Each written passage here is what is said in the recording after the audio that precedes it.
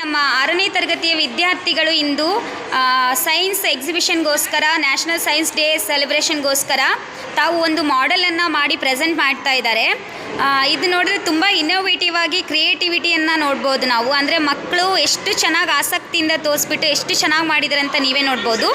Bluetooth ಕಾರನ್ನು ಮಾಡಿದ್ದಾರೆ ಮಕ್ಕಳು.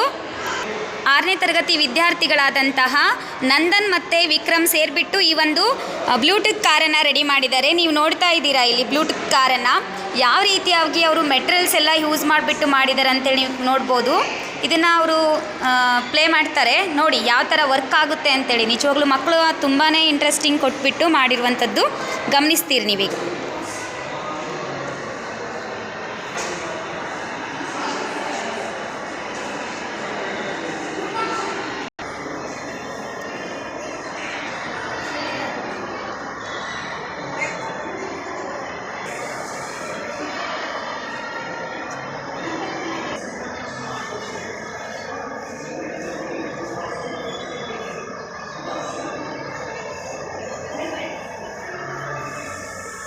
ನೋಡಿ ಯಾವ ರೀತಿಯಾಗಿ ಎಷ್ಟು ಚೆನ್ನಾಗಿ ರೊಟೇಟ್ ಆಗ್ತಾ ಇದೆ ನೋಡಿ ಕಾರು.